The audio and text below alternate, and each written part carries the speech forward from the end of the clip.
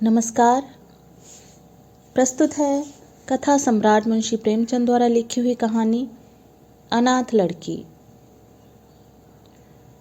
सेठ पुरुषोत्तम दास पूना की सरस्वती पाठशाला का मुआयना करने के बाद बाहर निकले तो एक लड़की ने दौड़कर उनका दामन पकड़ लिया। सेठ जी रुक गए और मोहब्बत से उसकी तरफ देखकर पूछा, क्या नाम है? लड़की ने जवाब दिया, रोहिणी। सेठ जी ने उसे गोद में उठा लिया और बोले, तुम्हें कुछ इनाम मिला?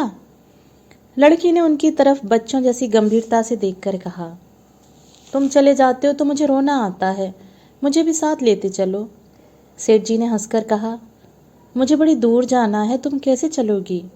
रोहिणी ने प्यार से उनकी गर्दन में हाथ डाल दिए और बोली, जहाँ तुम जाओगे वहीं मैं भी चलूंगी, मैं तुम्हारी बेटी हूं ना। मदरसे के अफसर ने आगे बढ़कर कहा, इसका बाप साल भर हुआ नहीं रहा, माँ कपड़े सीती है, बड़ी मुश्किल से गुजर होती है। सेठ जी के स्वभाव में करुणा बहुत थी। यह सुनकर उनकी आंखें भर आईं। उस भोली प्रार्थना में वह दर्द था जो पत्थर से दिल को पिघला सकता है। बेकसी और यतीमी को इससे ज़्यादा दर्दनाक ढंग से जाहिर करना नामुमकिन था। उन्होंने सोचा, इस नन्हे से दिल में न जाने क्या अरमान होंगे, और लड़कियां अपने खिलौने दिखाकर कहती होंगी, यह मेरे बाप ने दिया है। वो अपने बाप के साथ मदरसे आती होंगी, उसके साथ मेलों में जाती होंगी और उनकी दिलचस्पियों का जिक्र करती होंगी। यह सब बातें सुन सुनकर इस भोली लड़की को भी ख्वाहिश होती होगी कि मेरे बाप होता। माँ की मोहब्बत में गहराई और आत्मिकता होती है जिसे बच्चे समझ नहीं सकते। बाप की मोहब्बत में खुशी और चाव होता है जिसे बच्चे खूब समझते हैं। सेठ जी ने रोहिणी को प्यार से गले लगा लिया और बोले, अच्छा, मैं तुम्हें अपनी बेटी बनाऊंगा, लेकिन खूब जी लगा कर पढ़ना। अब छुट्टी का वक्त आ गया है, मेरे साथ आओ, तुम्हारे घर पहुंचा दूं। यह कहकर उन्होंने रोहिणी को अपनी मोटर कार में बिठा लिया। रोहिणी ने बड़े इत्मीनान और गर्व से अपनी सहेलियों की तरफ देखा। उसकी बड़ी बड़ी आंखें खुशी से चमक रही थीं और चेहरा चांदनी रात की तरह खिला हुआ था। सेठ ने रोहिणी को बाजार की खूब सैर कराई और कुछ उसकी पसंद से, कुछ अपनी पसंद से बहुत सी चीज़ें खरीदी। यहाँ तक कि रोहिणी बातें करते करते कुछ थक सी गई और खामोश हो गई। उसने इतनी चीज़ें देखी और इतनी बातें सुनी कि उसका जी भर गया। शाम होते होते रोहिणी के घर पहुँचे और मोटर कार से उतरकर रोहिणी को अब कुछ आराम मिला। दरवाज़ा बंद था। उसकी माँ किसी ग्राहक को कपड़े देने गई थी। रोहिणी ने अपने तोहफों को उलटना पलटना शुरू किया। खूबसूरत रबड़ के खिलौने, चीनी की गुड़िया जरा दबाने से चूचू करने लगती और रोहिणी यह प्यारा संगीत सुनकर फूली न समाती थी। रेशमी कपड़े और रंग बिरंगी साड़ियों के कई बंडल थे, लेकिन मखमली बूटे की गुलकारियों ने उसे खूब लुभाया था। उसे उन चीज़ों की पाने की जितनी खुशी थी, उससे ज़्यादा उन्हें अपनी सहेलियों को दिखाने की बेचैनी थी। सुंदरी के जूते अच्छे सही, लेकिन उनमें ऐसे फूल कहाँ हैं? ऐसी गुड़िया उसने कभी देखी भी न होगी। इन ख्यालों से उसके दिल में उमंग भर आई और वह अपनी मोहिनी आवाज में एक गीत गाने लगी। सेठ जी दरवाजे पर खड़े इन पवित्र दृश्यों का हार्दिक आनंद उठा रहे थे। इतने में रोहिणी की माँ रुक्मणी कपड़ों की एक पोटली लिए हुए आती दिखाई दी। रोहिणी ने खुशी से पागल होकर एक छलांग भरी और उसके पैरों से लिपट गई। रुक्मणी का चेहरा पीला था, आंखों में हसरत और बेकसी छिपी हुई थी। गुप्त चिंता का सजीव चित्र मालूम होती थी। उसके लिए जिंदगी में कोई सहारा नहीं। मगर रोहिणी को जब उसने गोद में उठाकर प्यार से चूमा, वो जरा देर के लिए उसकी आंखों में उम्मीद और जिंदगी की झलक दिखाई दी। मुरझाया हुआ फूल खिल गया। बोली, आज तू इतनी देर तक कहाँ रही? मैं तुझे ढूंढने पाठशाला गई थी। रोहिणी ने हुमक कर कहा, मैं मोटर कार पर बैठकर बाजार गई थी, वहां से बहुत अच्छी अच्छी चीजें लाई हूँ। वह देखो कौन खड़ा है। माँ ने सेठ जी की तरफ ताका और लजाकर सिर झुका लिया। बरामदे में पहुंचते ही रोहिणी माँ की गोद से उतरकर सेठ जी के पास गई और अपनी माँ को यकीन दिलाने के लिए भोलेपन से बोली, क्यों, तुम मेरे बाप हो ना? सेठ जी ने उसे प्यार करके कहा, हाँ, तुम मेरी प्यारी बेटी हो। रोहिणी ने उनसे मुंह की तरफ याचना भरी आंखों से देखकर कहा, अब तुम रोज यहीं रहा करोगे? सेठ जी ने उसके बाल सुलझाकर जवाब दिया, मैं यहाँ रहूँगा तो काम कौन करेगा? मैं कभी कभी तुम्हें देखने आया करूँगा, लेकिन वहाँ से तुम्हारे लिए अच्छी अच्छी चीज़ें भेजूँगा। रोहिणी कुछ उदास सी हो गई। इतने में उसकी माँ ने मकान का दरवाज़ा खोला और बड़ी फुर्ती से मैले बिछावन और फटे हुए कपड़े समेट कर कोने में डाल दिए कि कहीं सेठ जी की निगाह उन पर पड़ न जाए। यह स्वाभिमान स्त्रियों की खास अपनी चीज है।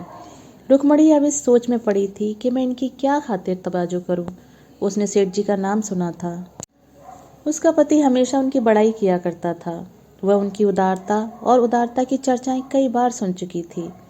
वह उन्हें अपने मन का देवता समझा करती थी। उसे क्या उम्मीद थी कि कभी उसका घर भी उनके कदमों से रोशन होगा। लेकिन आज जब वह शुभ दिन संयोग से आया तो वह इस काबिल भी नहीं कि उन्हें बैठने के लिए एक मोड़ा दे सके। घर में पान और इलायची भी नहीं। वह अपने आंसुओं को किसी तरह न रोक सकी। आखिर जब अंधेरा हो गया और पास के ठाकुर द्वारे से घंटों और नगाड़ों की आवाज़ें आने लगीं तो उन्होंने जरा ऊंची आवाज़ में कहा, बाई जी अब मैं जाता हूँ।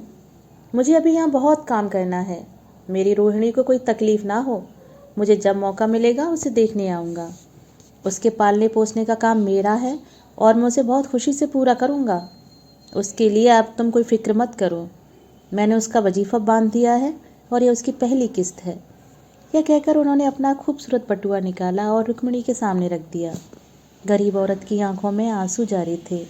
उसका जी बरबस चाहता था कि उसके पैरों को पकड़कर खूब रोए। आज बहुत दिनों के बाद एक सच्चे हमदर्द की आवाज़ उसके मन में आई थी। जब सेठ जी चले तो उसने दोनों हाथों से प्रणाम किया। उसके हृदय की गहराइयों से प्रार्थना निकली, आपने एक बेबस पर दया की है। ईश्वर आपको इसका बदला दे। दूसरे दिन रोहिणी पाठशाला गई तो उसकी बाकी सजधज आंखों में खूब जाती थी। उस्तानियों ने उसे बारी बारी प्यार किया और उसकी सहेलियां उसकी एक एक चीज़ को आश्चर्य से देखती और ललचाती थीं। अच्छे कपड़ों से कुछ स्वाभिमान का अनुभव होता है। आज रोहिणी वह गरीब लड़की न रही जो दूसरों की तरफ विवश नेत्रों से देखा करती थी। आज उसकी एक एक क्रिया से शैशवोचित गर्व और चंचलता टपकती थी और उसकी जवान एक दम के लिए भी न रुकती थी। कभी मोटर की तेजी का जिक्र था, कभी बाजार की दिलचस्पियों का बयान, कभी अपनी गुड़िया के कुशल मंगल की चर्चा थी और कभी अपने बाप की मोहब्बत की दास्तान। एक महीने बाद सेठ पुरुषोत्तम दास ने रोहिणी के लिए फिर तोहफे और रुपए रवाना किए। बेचारी विधवा को उनकी कृपा से जीविका की चिंता से छुट्टी मिली। वह भी रोहिणी के साथ पाठशाला आती और दोनों माँ बेटियां एक ही दर्जे में साथ साथ पढ़ती। लेकिन रोहिणी का नंबर हमेशा माँ से अव्वल रहा।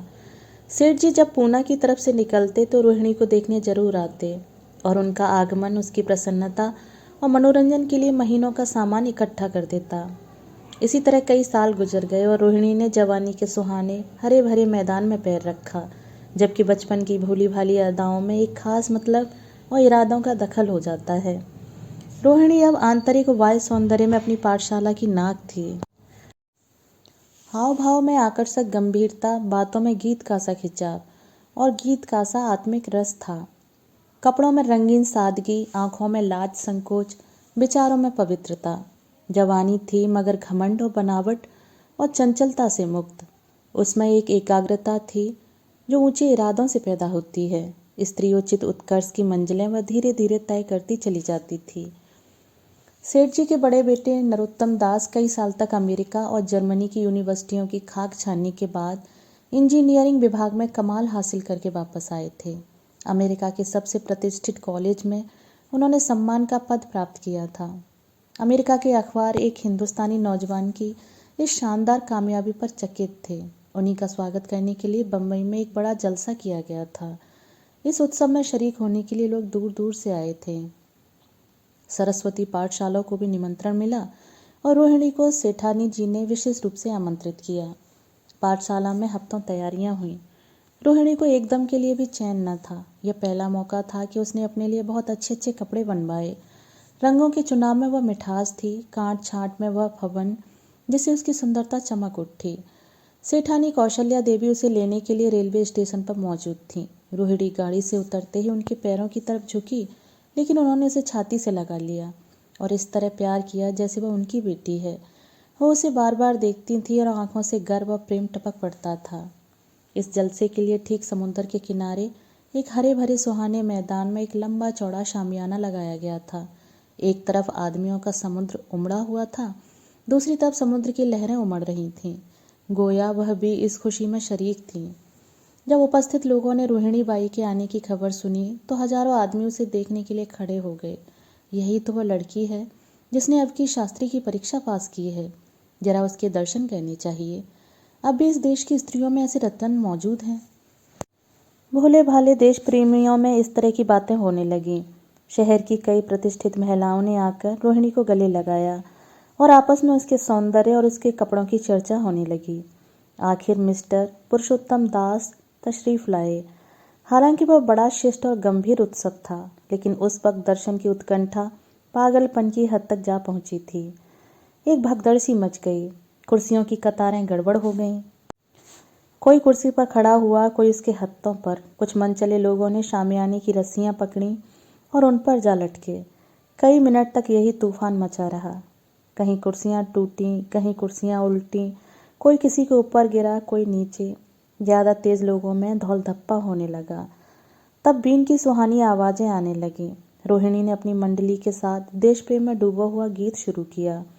सारे उपस्थित लोग बिल्कुल शांत थे और उस समय वह सुरीला राग, उसकी कोमलता व स्वच्छता, उसकी प्रभावशाली मधुरता, उसकी उत्साह भरी वाणी दिलों पर वह नशा पैदा कर रही थी जिससे प्रेम की लहरें उठती हैं, जो दिल से बुराइयों को मिटाता है और उससे ज़िंदगी की हमेशा याद रहने वाली यादगारें पैदा हो जाती हैं। गीत बंद होने पर तारीफ की एक आवाज़ न आई। वहीं ताने कानों में अब तक गूंज रही थीं। गाने के बाद विभिन्न संस्थाओं की तरफ से अभिनंदन पेश हुए और तब नरोत्तम दास लोगों को धन्यवाद देने के लिए खड़े हुए। लेकिन उनके भाषण से लोगों को थोड़ी निराशा हुई। यों दोस्तों की मंडली में उनकी वक्रता के आवेग और प्रवाह की कोई सीमा न थी, लेकिन सार्वजनिक सभा के सामने खड़े होते ही शब्द और विचार दोनों ही उनसे बेवफाई कर जाते थे। उन्होंने बड़ी बड़ी मुश्किल से धन्यवाद के कुछ शब्द कहे और तब अपनी योग्यता की लज्जित स्वीकृति के बाद अपनी जगह पर आ बैठे। कितने ही लोग उनकी योग्यता पर ज्ञानियों की तरह सिर हिलाने लगे। अब जलसा खत्म होने का वक्त आया। वह रेशमी हार जो सरस्वती पाठशाला की ओर से भेजा गया था, मेज पर रखा हुआ था। उसे हीरो के गले में कौन डाले? प्रेसिडेंट ने महिलाओं की पंक्ति की ओर नजर दौड़ाई। चुनने वाली आंख रोहिणी पर पड़ी और ठहर गई। उसकी छाती धड़कने लगी, लेकिन उत्सव के सभापति के आदेश का पालन आवश्यक था। वह सिर झुकाए हुए मेज के पास आई और कांपते हाथों से हार को उठा लिया। एक क्षण के लिए दोनों की आंखें मिली और रोहिणी ने नरोत्तम दास के गले में हार डाल दिया। दूसरे दिन सरस्वती पाठशाला के मेहमान विदा हुए, लेकिन कौशल्या देवी ने रोहिणी को ना जाने दिया। बोली, अभी तुम्हें देखने से जी नहीं भरा। तुम्हें यहाँ एक हफ्ता रहना होगा। आखिर मैं भी तो तुम्हारी माँ हूँ। एक माँ से इतना प्यार और दूसरी माँ से इतना अलगाव। रोहिणी कुछ जवाब न दे सकी। यह हफ्ता कौशल्या देवी ने उसकी विदाई की तैयारियों में खर्च किया। 7वें दिन उसे विदा करने के लिए स्टेशन तक आईं। चलते वक्त उससे गले मिली और बहुत कोशिश करने पर भी आंसुओं को न रोक सकीं। नरोत्तम दास भी आए थे। उनका चेहरा उदास था। कौशल्या ने उनकी तरफ सहानुभूतिपूर्ण आंखों से देखकर कहा, मुझे यह तो ख्याल ही न रहा। रोहिणी, क्या यहाँ से पूना तक अकेली जाएगी? क्या हर्ज है तुम ही चले जाओ, शाम की गाड़ी से लौट आना। नरोत्तम दास के चेहरे पर खुशी की लहर दौड़ गई, जो इन शब्दों में न छिप सकी। अच्छा, मैं ही चला जाऊंगा। वह इस फिक्र में थे कि देखें विदाई की बातचीत का मौका भी मिलता है या नहीं। अब वह जी भरकर खूब अपना दर्द दिल सुनाएंगे और मुमकिन हुआ तो उस लाज संकोच को जो उदासीनता के पर्दे में छिपी हुई है मिटा देंगे। रुक्मिणी को अब रोहिणी की शादी की फिक्र हुई। पड़ोस की औरतों में इसकी चर्चा होने लगी थी। लड़की इतनी सयानी हो गई है, अब क्या बुढ़ापे में ब्याह होगा? कई जगह से बात आई। उनमें कुछ बड़े प्रतिष्ठित घराने थे, लेकिन जब रुक्मिणी उन पैमानों को सेठ जी के पास भेजती तो वे यही जवाब देते कि मैं खुद फिक्र में हूँ।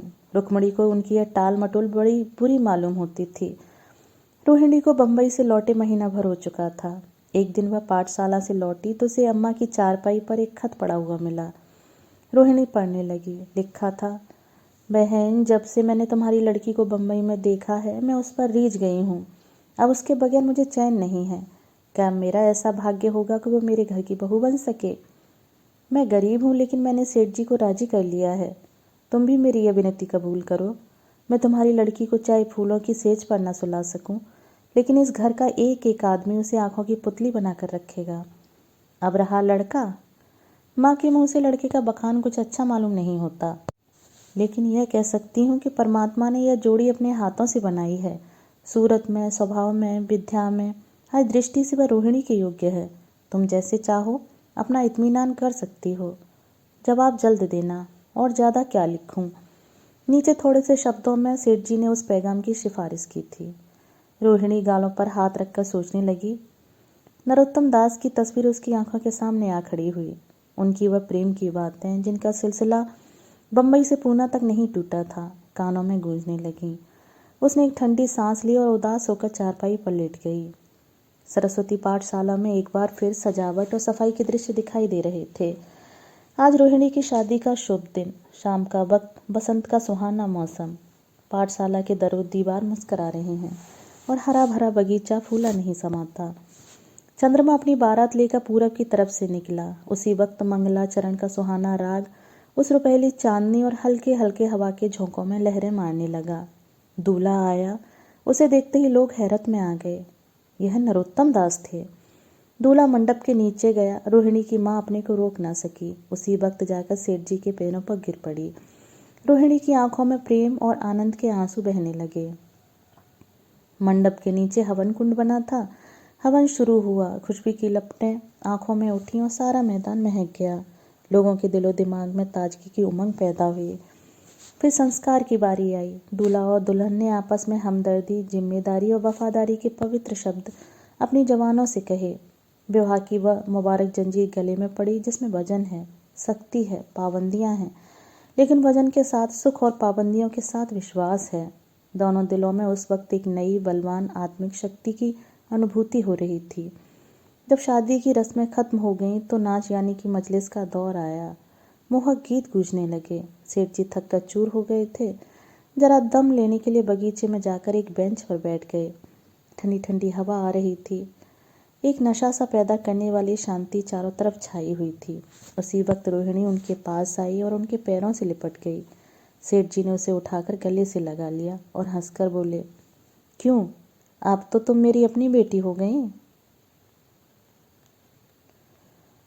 दोस्तों, अभी आप सुन रहे थे मुंशी प्रेमचंद द्वारा लिखी हुई कहानी अनाथ लड़की।